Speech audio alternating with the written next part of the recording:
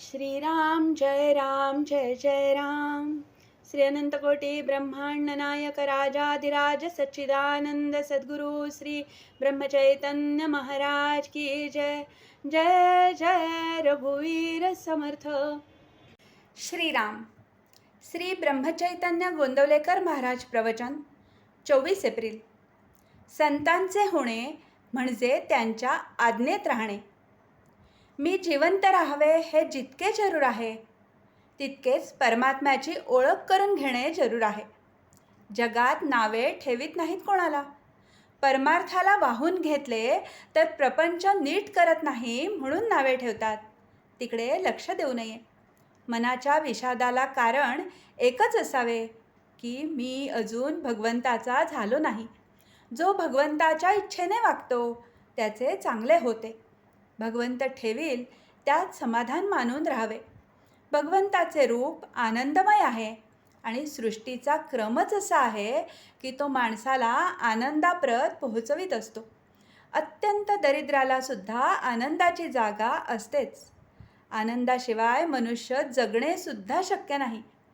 मी मुळात आनंदरूप असताना मग दुःखाचे गाडे कुठून आले?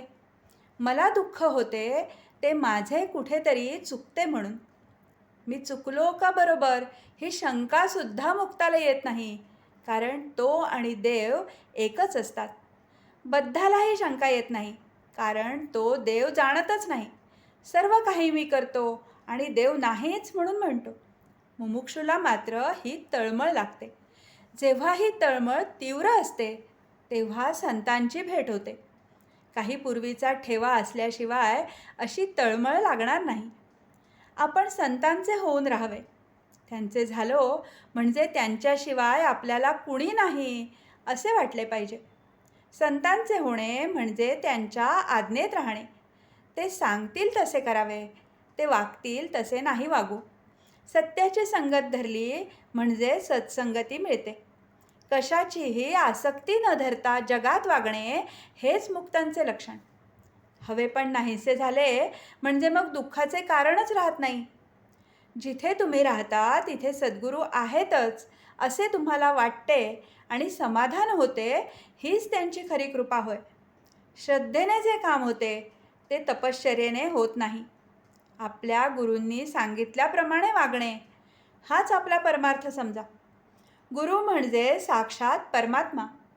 त्याची आज्ञा पाळणे हीच आपली तपश्चर्या। याहून वेगळे काही करण्याची गरज आहे असे न वाटावे। माझ्या मनाचे विकार जात नाहीत असे चांगल्या माणसांना सुद्धा वाटते, पण ते जात नाहीत असे घोकून त्यांचा ध्यास घेतल्याने ते उलट वाढतील। तिकडे लक्ष देऊ नये। नाम घेणे हे आपले काम करीत राहावे म्हणजे विकार आपोआपच कमी होत जातील। मात्र मनाच्या मागे देहाला जाऊ न देणे इतके जपले पाहिजे। आजचे बोधवचन। संतांची आज्ञा प्रमाण मानणे हेच प्रचिती येण्याचे साधन आहे। जानकी जीवन स्मरण। जय जय राम।